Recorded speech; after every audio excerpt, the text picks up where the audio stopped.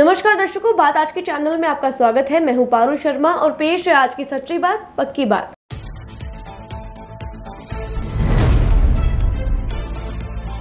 Rajasthan nursing school को अजमेर स्वास्थ्य विभाग ने किया सीज। मुख्य स्वास्थ्य अधिकारी ज्योत्सना रंगा के नेतृत्व में की गई कार्यवाही।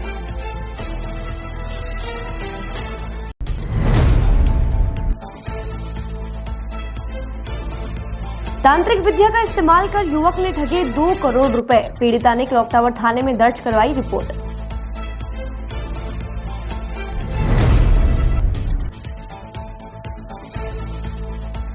मयूर स्कूल में आरटीई के तहत एडमिशन नहीं देने पर अभिभावक पहुंचे कलेक्ट्रेट कार्यालय। कलेक्टर ने उचित कार्यवाही का दिया आश्वासन।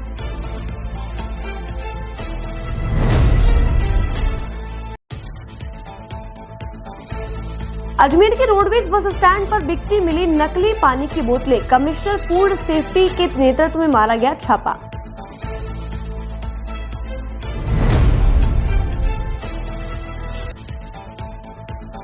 ब्यावर के देवमाली गांव में कर रहे हैं Akshay Kumar shooting. Jolly LLB 3 की यूनिट ठहरी हुई है देवमाली में।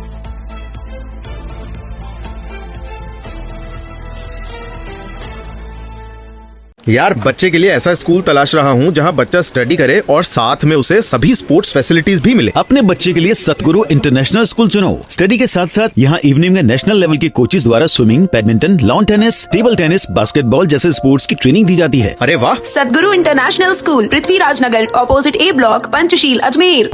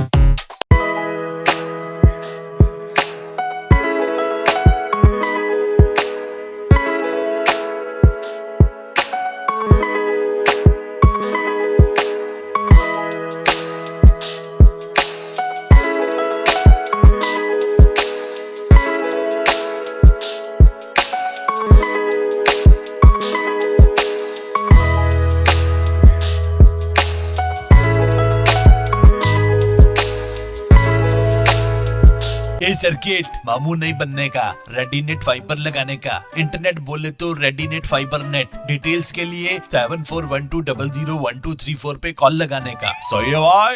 इंटरनेट बोले तो रेडीनेट फाइबर। अब शुरू करते हैं बातों का बेहतरीन सफर। अजमेर के सरादना बस स्टैंड के पास बने राजस्थान नर्सिंग स्कूल पर आज मुख्य चिकित्सा अधिकारी डॉक्टर ज्योत्सना रंगा ने राज्य मंत्री स्वतंत्र प्रभार सहकारिता एवं नागरिक उद्यान विभाग के द्वारा जारी किए गए आदेश की पालना करते हुए सीज की कार्यवाही की। की। सीज की कार्यवाही के दौरान मौके पर मुख्य चिकित्सा अधिकारी सहित चिकित्सा महकमे की पूरी टीम मौजूद रही। जानकारी के अनुसार अजमेर दक्षिण की विधायिका अनीता बघेल ने 6 मार्च 2024 को सहकारिता मंत्री के नाम एक पत्र लिखा था। पत्र में सरादना बस स्टैंड के नजदीक बने राजस्थान नर्सिंग स्कूल में चले विवाद के बाद उस पर नियमानुसार कार्यवाही करने की बात कही थी। अजमेर दक्षिण की विधायिका अनीता बघेल द्वारा जो पत्र सहकारिता मंत्री को लिखा गया था, उसमें उन्होंने इस बात का जिक्र किया था कि हेमराज चंडलिया जैन समाज के अध्यक्ष हैं। उनके द्वारा राजस्थान एवं शिक्षा विकास संस्थान काला डेरा, जो कि जयपुर में स्थित है, उनकी अजमेर के सरादना बस स्टैंड के पास राजस्थान नर्सिंग स्कूल के नाम से संस्थान संचालित की जा रही है। इस संस्थान में समाज के 5 पटेलों में आपसी विवाद के कारण 2 फाड़ हो गए और 2 कार्यकारिणी का गठन कर दिया गया, जिसके चलते ये मामला कोर्ट तक पहुंच गया। इसके बाद हाईकोर्ट जयपुर के निर्देशों की पालना में ऑर्बिट्रेटर के द्वारा अपने फैसले में 2008 की कार्यकारिणी को उचित बताया था, लेकिन हाईकोर्ट के फैसले के बाद भी तत्कालीन रजिस्ट्रार संस्थाएं जयपुर CL बुनकर ने धारा 19 का हवाला देकर फर्जी सदस्यों की कार्यकारिणी की प्रमाणित प्रति मार्च 2021 को जारी कर अपने पद का दुरुपयोग भी किया था, जो कि उनके क्षेत्राधिकार से बाहर का विषय था। ये मामला अजमेर दक्षिण की विधायक अनीता बघेल के समक्ष आने के बाद उन्होंने इस मामले को गंभीरता से लिया और गंभीरता से लेने के बाद उन्होंने इस मामले में सहकारिता मंत्री को पत्र लिखकर राजस्थान उच्च न्यायालय जयपुर के आदेश के अनुसार पंच निर्णायक के फैसले की पालना करने की बात कही थी। क्योंकि ये मामला पॉलिटिकल और धार्मिक दोनों ही नजर में काफी महत्वपूर्ण था, इसलिए सहकारिता विभाग ने भी इस मामले में प्रसंज्ञान लेते हुए अजमेर चिकित्सा महकमे को इस मामले में न्याय उचित कार्यवाही करने के आदेश दिए थे। इसके बाद आज अजमेर के चिकित्सा महकमे ने मुख्य चिकित्सा अधिकारी डॉक्टर ज्योत्सना रंगा के नेतृत्व में जाकर राजस्थान नर्सिंग स्कूल को सीज करने की कार्यवाही की। हालांकि कार्यवाही के बाद मुख्य चिकित्सा अधिकारी ने इस मामले में जानकारी देते हुए बताया कि जयपुर महकमे के द्वारा शिकायत मिली थी कि अजमेर के सरादना बस स्टैंड के पास संचालित किए जाने वाला राजस्थान नर्सिंग स्कूल में कई तरह की अनियमितता है। इतना ही नहीं, नर्सिंग स्कूल की मान्यता को लेकर भी कई तरह के प्रश्न चिन्ह खड़े हुए थे। इसके बाद आज मुख्य चिकित्सा अधिकारी ने सरकारी आदेश पत्र होने के बाद इस नर्सिंग स्कूल को सीज करने की कार्यवाही की है। सर, ये राजस्थान नर्सिंग स्कूल के नाम से चल रहा था। हमारे पास शिकायत आई थी और 2-3 शिकायतों के बाद हमने उसका अवलोकन किया, तो वो नॉर्म्स के अनुसार बिल्डिंग में नहीं चल रहा था, तो काफ़ी अनियमित डॉक्यूमेंट्स वगैरह भी हमें नहीं मिल पाए। तो हमने अभी प्रारंभिक तौर पे उसको बंद किया है और जैसे ही वो डॉक्यूमेंट जमा कराएंगे, हम वेरीफाई करेंगे तो डॉक्यूमेंट प्रॉपर होते हैं। यही था कि जो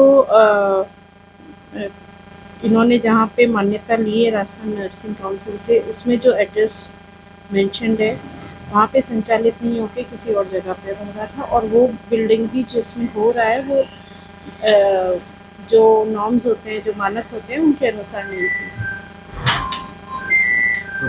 थी। लोकल मिली थी, अब जयपुर से भी आई थी शिकायत। क्लॉक टावर थाना क्षेत्र से महिला पर तांत्रिक विद्या का इस्तेमाल कर तकरीबन 2 करोड़ रुपए की राशि ठगने का मामला सामने आया है। जानकारी के अनुसार क्लॉक टावर थाना क्षेत्र निवासी पायल गुरनानी द्वारा दी गई रिपोर्ट के आधार पर 2 साल पूर्व पीड़िता की मुलाकात सैयद मसीहद हुसैन से हुई थी, जो कि तारागढ़ निवासी है, जिसके द्वारा युवती को तांत्रिक विद्या में उलझाकर पैसे ऐंठना शुरू कर दिया गया, जिसके बाद तकरीबन 1.5 से 2 करोड़ रुपए की राशि अभी तक सैयद मसीहद हुसैन ठग चुका है, जिसकी शिकायत पीड़िता ने क्लॉक टावर थाना पुलिस को दी है। साथ ही क्लॉक टावर थाना पुलिस मामले की गहनता से जांच कर रही है। कल परिवादिया श्रीमती पायल गुरनानी, जो क्लॉक टावर थाना क्षेत्र की रहने वाली है, उसने अपने परिजनों के साथ उपस्थित थाना होकर एक टाइपशुदा रिपोर्ट पेश की कि मैं यहाँ क्लॉक टावर थाना क्षेत्र की रहने वाली हूँ तथा आज से करीब 2-2.5 साल पहले मेरी जान पहचान है जो सैयद मसीहद हुसैन, जो तारागढ़ पर रहता है, उससे हुई थी, और उसने मुझे तांत्रिक विद्या के नाम से बहकाना शुरू कर दिया और उसने तांत्रिक विद्या के नाम से मेरे से पैसे ऐंठने लगा और कई बार ऑनलाइन ट्रांजैक्शन हमारे बीच में हुए हैं।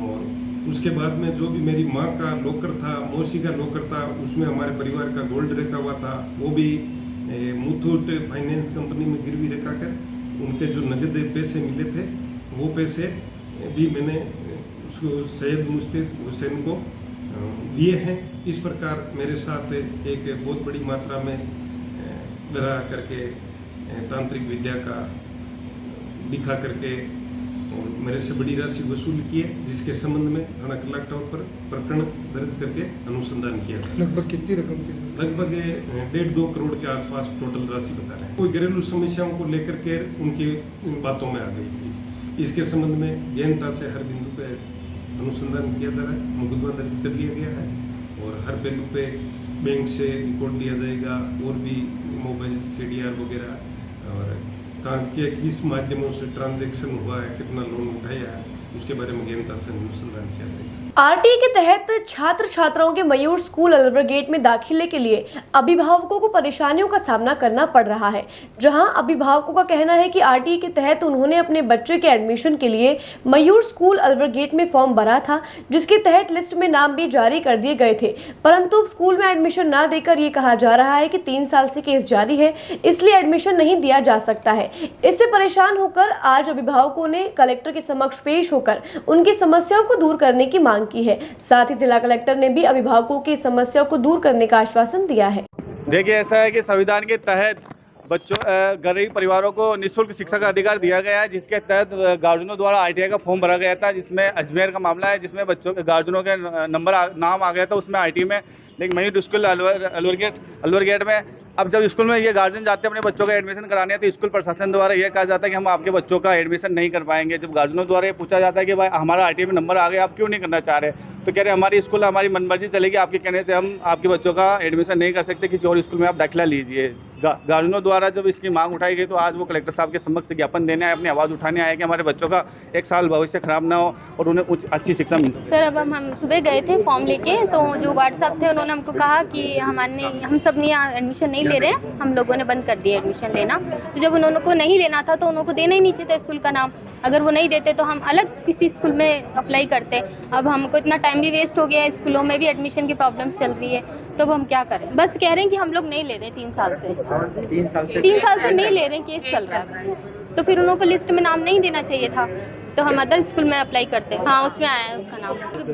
10 बच्चे हैं, कम 10-15 बच्चे हैं यहाँ। हम कलेक्टर ऑफिस आए हैं मैम से मिलने के लिए कि हमारे बच्चों का फ्यूचर का सवाल है, तो आप कुछ कीजिए। Mayur school Agra Alwar gate. Ma'am ने कहा उन्होंने वो हमारी एप्लीकेशन ले ली है, हमने सबने गार्जियन ने साइन कर रहे हैं उस पर, और उन्होंने कहा कि हम लोग एक्शन लेंगे। हम बात अच्छी स्कूल में पढ़ने के लिए तो सब पेरेंट्स अपने बच्चों के लिए करते ही हैं, तो हमने भी भरा और इसी साल भरा है हमने। और हमारा दूसरी स्कूल में भी जिसमें हमारा बच्चा पढ़ रहा है उसमें भी प्रॉब्लम्स आ रही हैं कि वो लोग भी परेशान हो रहे हैं, अब हम भी इधर परेशान हो रहे हैं और बच्चा फिर बीच में अटका हुआ है, कुछ भी रिजल्ट नहीं निकल रहा है कि हम क्या करें। शुद्ध आहार मिलावट पर वार के तहत आज commissioner food safety Iqbal Khan के निर्देशन में खाद्य सुरक्षा अधिकारी सुशील चोटवानी द्वारा बस स्टैंड पर सभी दुकानों का निरीक्षण किया गया, जिसके अंतर्गत यदि किसी भी दुकान पर नकली पानी की बोतल, कोल्ड ड्रिंक्स या अन्य सामान पाया जाता है तो उसे जब्त किया जाएगा। साथ ही यह जाँच की गई कि किसी भी दुकान पर एक्सपायरी डेट का सामान न बिक रहा हो। इसी के तहत करीब 5 से 7 दुकानों पर एक्वा ब्रांड की पानी की बोतलें बिक रही थी, जिन पर एक्सपायरी डेट अंकित नहीं थी, जिसके बाद उन्हें जब्त कर लिया गया व नष्ट किया जाएगा। साथ ही भविष्य में भी इस तरह की पुनरावृत्ति ना हो, इस पर विशेष ध्यान दिया जाएगा। प्रकार की पानी की बोतलें और कोल्ड ड्रिंक ऐसे हैं जिन पे डेट नहीं है या एक्सपायरी डेट के हैं, तो उसी को लेकर के आज हमने commissioner food safety sir Iqbal Khan साहब के निर्देश पर शुद्ध आहार मिलावट पर वार अभियान के तहत यहाँ कार्रवाई की। तो यहाँ वास्तव में लगभग सभी कैंटीन और जो भी दुकानें हैं खाने पीने की, वहाँ एक कॉमन जो सप्लायर है, एक गाड़ी वाला आता है, वो सबको ये पानी की बोतलें सप्लाई करके जाता है। ये aqua brand package drinking water है। तो ये गीतांजलि मिनरल वाटर करके कोई फर्म है थावला की नागौर से, वहाँ से सप्लाई किया जा रहा है। तो हमने मौके पर जब्त किया है, सैम्पलिंग की कार्रवाई भी की जा रही है। कोशिश की जा रही है कि जो सप्लायर है उसको मौके पे बुलाया जाए, और वो पुष्कर से आने की कह रहा है, काफ़ी देर हो गई, हम इंतज़ार कर रहे हैं। और इस दरमियान हमने उच्चाधिकारियों को भी सूचित किया है कि जिससे कि नागौर में जो प्लांट है वहाँ पर भी इस पर कार्रवाई की जा सके और ये इन अनियमितताओं को रोका जा सके। करीब हम 5 या 6 दुकानें हैं जिनसे ये करीब 100 से ऊपर कार्टून हमने जब्त किए हैं और इनको मौके पे नष्ट भी करवाया जाए। क्या कम रेट में? ऐसा प्रतीत होता है कि जिस हिसाब से बल्क में डेली यहाँ इस तरह की बिना डेट की, बिना रेट लिखी हुई बोतलें आ रही हैं, तो निश्चित रूप से ये मुनाफाखोरी की जा रही है और इनको कम रेट पे ये सप्लाई कर रहा है और जिससे कि जो है नियमों का उल्लंघन किया जाए। बातों को देते हैं एक छोटा सा विराम, जल्द ही मिलते हैं एक नए सफर पर। यार बच्चे के लिए ऐसा स्कूल तलाश रहा हूँ जहाँ बच्चा स्टडी करे और साथ में उसे सभी स्पोर्ट्स फैसिलिटीज भी मिले। अपने बच्चे के लिए सतगुरु इंटरनेशनल स्कूल चुनो। स्टडी के साथ साथ यहाँ इवनिंग में नेशनल लेवल के कोचेज द्वारा swimming, badminton, lawn tennis, table tennis, basketball जैसे स्पोर्ट्स की ट्रेनिंग दी जाती है। अरे वाह। सतगुरु इंटरनेशनल स्कूल, पृथ्वीराज नगर, ऑपोजिट ए ब्लॉक, पंचशील, अजमेर।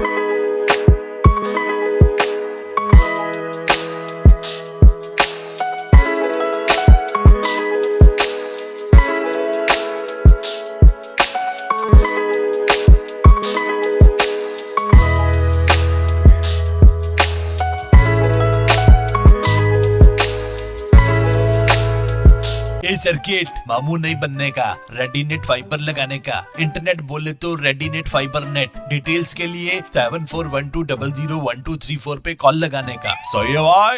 इंटरनेट बोले तो रेडीनेट फाइबर। एक बार फिर आपका स्वागत है। आइए चलते एक नए सफर पर। मसूदा के ग्राम देवमाली में ठेकेदार द्वारा बनाई जा रही सड़क के निर्माण में घटिया सामग्री काम में लेने एवं गुणवत्ताहीन निर्माण का ग्रामीणों ने आरोप लगाया है। वहीं ठेकेदार की कार्यशैली पर भी सवाल उठाए हैं।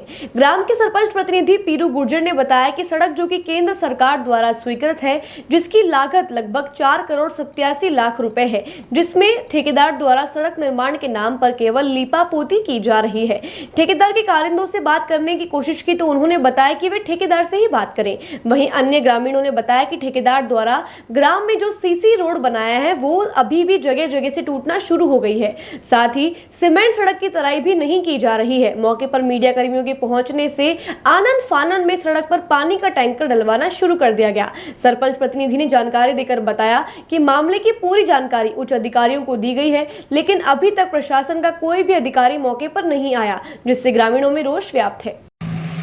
रोड का ये केंद्र सरकार से रोड सैंक्शन है। रोड का बजट 4,87,00,000 रुपए है। और मैं आपकी जानकारी के लिए बता दूं कि पहले मसूदा से रामगढ़ जो 15 किलोमीटर सैंक्शन हुआ था, वो उसका बजट और इस रोड का बजट सेम है। वो 4 करोड़ कुछ लाख रुपए का 15 किलोमीटर रोड था और ये 4,87,00,000 में मात्र 7 किलोमीटर है, जिसके अंदर भी ये लोग मतलब केवल रोड के अंदर फॉर्मेलिटी कर रहे हैं। आज भी गांव के बाहर जो रोड बना हुआ है डामर का, एक तरफ आप अभी जाके देखो कि अभी रोड दब चुका है, एक तरफ पूरा दब रहा है, कई खड्डे हो रहे हैं, कई कुछ हो रहे हैं। इन लोगों को और कुछ अधिकारियों को भी मैंने अवगत कराया, लेकिन अभी तक वो सुनाई नहीं कर रहे हैं। और इनके जो मुख्य ठेकेदार जिनके नाम जिस फर्म के नाम टेंडर हुआ है, वो ठेकेदार आज तक इस साइड पे ना तो आया है और फ़ोन करते हैं तो वो फ़ोन नहीं उठाता है। और जो यहाँ लोग कर्मचारी जो उसके काम कर रहे हैं वो कहते हैं कि कोई भी काम हो तो वो कहते हैं कि हमारे ठेकेदार जी से बात करो। और उच्च अधिकारियों को मैंने इनके पूरा रोड का एस्टीमेट मंगाया। मैंने कहा आप पूरी जो सैंक्शन है उसका रोड का एस्टीमेट ला के दो। तो अभी तक भी उच्च अधिकारियों ने वो एस्टीमेट ला के नहीं दिया है। और हम सभी गांव वाले यही मांग कर रहे हैं कि 4,87,00,000 रुपए जो पास हुए हैं उन सारे बजट का अच्छा रोड और मजबूत रोड बनना चाहिए। और जब हमने एन साहब को भी अवगत कराया और एक्शन साहब को भी फ़ोन किया, आज 3 रोज़ 4 रोज़ हो गए। इन्होंने केवल ओनली कल नहीं परसों एक पानी का टैंकर मंगवाया और थोड़ा बहुत डलवा दिया। आज आपने भी दिखाया, हमने सारी मिट्टी वैसी सूखी पड़ी रोड के ऊपर और रोड पे जगह जगह दरारा आ चुकी है। और पहले हमने बताया कि सर इनको खुदाई करके करवाओ, तो इन्होंने बताया कि जो हमारे जो बजट होगा और जो हमारे नियम है उसी से नियम के अनुसार ही काम होगा। तो ठेकेदार का मुनीम है वो तो बात करता नहीं। हमने 10-20 कॉल कर दिए और इनके मन मर्जी से ये जो माल मेटेरियल डाल रहे हैं। और आज भी हम परेशान है इस रोड से, क्योंकि ये तो 6 महीना भी चलना बहुत बड़ा मुश्किल है। आज भी टूट गया, कोई इसके ऊपर कोई भारी वाहन भी नहीं चल रहा। आज हिंद सेवा दल एवं लक्ष्य मानवता संस्थान द्वारा मदर डे के अवसर पर सोमवार को जयपुर रोड स्थित एक निजी होटल में मां तुझे सलाम कार्यक्रम का आयोजन किया गया। प्रवक्ता राजेंद्र गांधी ने बताया कि इस अवसर पर 11 ऐसी माताओं को सम्मानित किया गया जिन्होंने विपरीत परिस्थितियों में भी संघर्ष व साहस के बलबूते पर अपने बच्चों को मुकाम हासिल कराया है। कार्यक्रम के मुख्य अतिथि अतिरिक्त जिला कलेक्टर ज्योति ककवानी एवं विशिष्ट अतिथि महिला एवं बाल विकास विभाग की उपनिदेशिका तारामणि वैष्णव थी। अध्यक्ष आर.के. महावर ने बताया कि इस अवसर पर सांस्कृतिक कार्यक्रम भी आयोजित किया गया। साथ ही मां पर आधारित एक लघु नाटिका का मंचन भी किया गया।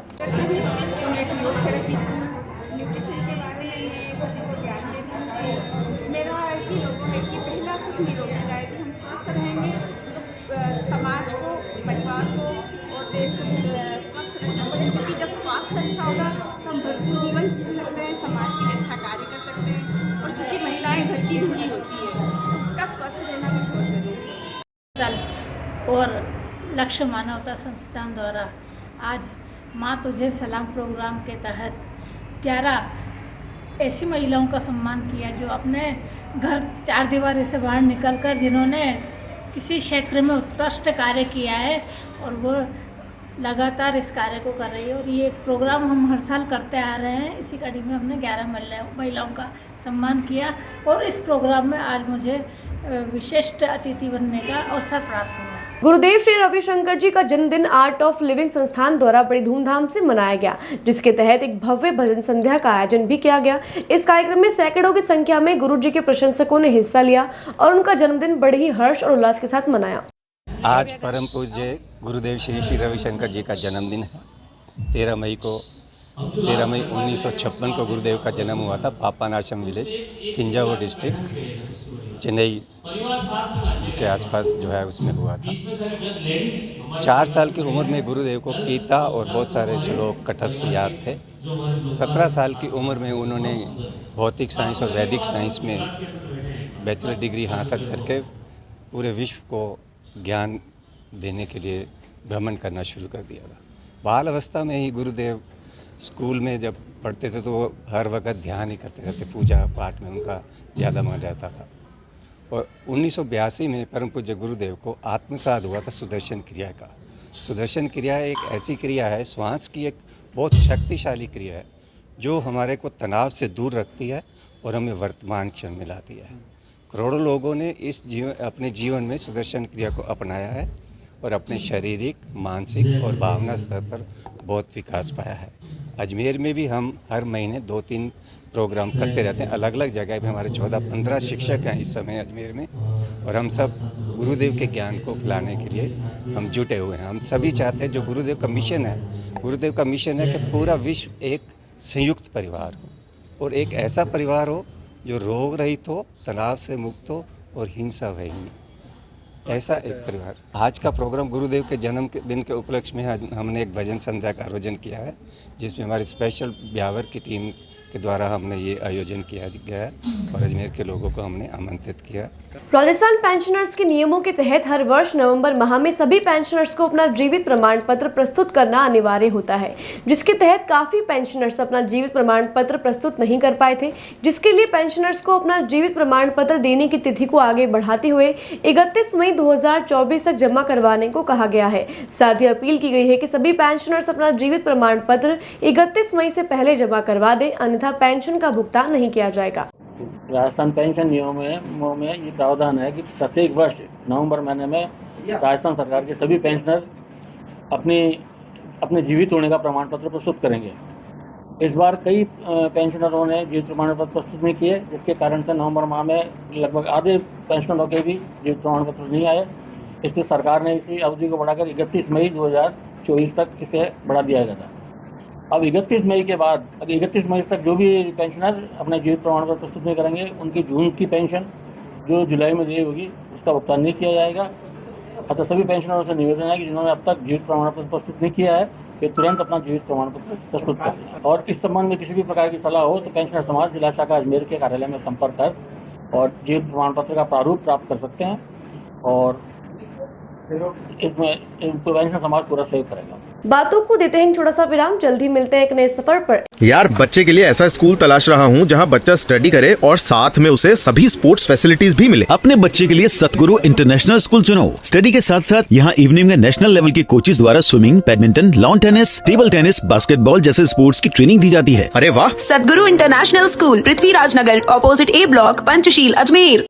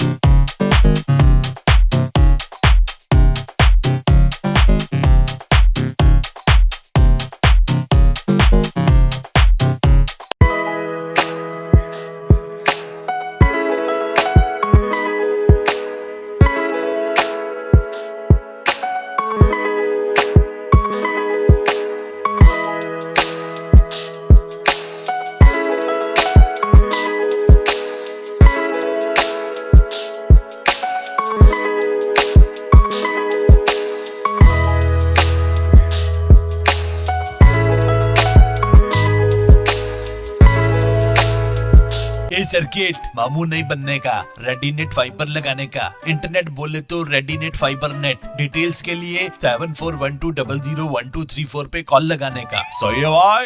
इंटरनेट बोले तो रेडीनेट फाइबर। एक बार फिर आपका स्वागत है। आइए चलते एक नए सफर पर। अखिल भारतीय खटीक महासभा पुष्कर राज अजमेर द्वारा 20वां सामूहिक विवाह सम्मेलन पुष्कर में आयोजित करने के बाद 21वां सामूहिक विवाह सम्मेलन दिनांक 16 मई को आयोजित किया जाएगा, जिसमें 13 जोड़े परिणय सूत्र में बंधेंगे। सम्मेलन में 1500 लोग भाग लेंगे। खटीक समाज अखिल भारतीय खटीक महासभा पुष्कर राज के तत्वाधान में, क्योंकि हम 20 सामूहिक विवाह सम्मेलन तो पुष्कर में कर चुके और 21वां सामूहिक विवाह सम्मेलन हम 15/5 को यहाँ ब्यावर रोड में व्यापारी विश्राम गृह है, जो स्थान बकरा मंडी के नाम से फेमस है, जिसमें हिंदू मुस्लिम जुड़े हुए हैं। हमारे समाज के बहुतायत लोग बकरा व्यापार करते हैं, तो वहाँ हमने एक विश्राम स्थली बना रखी है, वहाँ हम करने जा रहे हैं। और हम 13 जोड़ों का स्वामी विवाह सम्मेलन करेंगे। सुबह उनको प्रातः 8 बजे बुलाने के लिए इंडिकेशन निर्देश दे दिए गए हैं, अभी दे चुके। और हमने कल तक सारी जो प्रक्रिया थी हमारी खाने पीने की व्यवस्था और सबको अपने अपने जिम्मे बांट दिया गया पूरे के पूरे। और ये फाइनल टच हम कल जाएंगे, तो कोई काम बाकी काम रह गया तो उसका पूरा करेंगे। तो 15-8 बजे 16 तारीख को रात 8 बजे बारात आ जाएगी और 3 तारीख को हम विदाई समारोह कर देंगे। और इस विदाई समारोह में मैंने जिला प्रशासन और पुलिस प्रशासन को ही आमंत्रण किया, अनुरोध किया है, आ जाए, स्वागत करेंगे, नहीं आ जाए कोई बात नहीं। हमारा प्रयास था जो हमने कर लिया।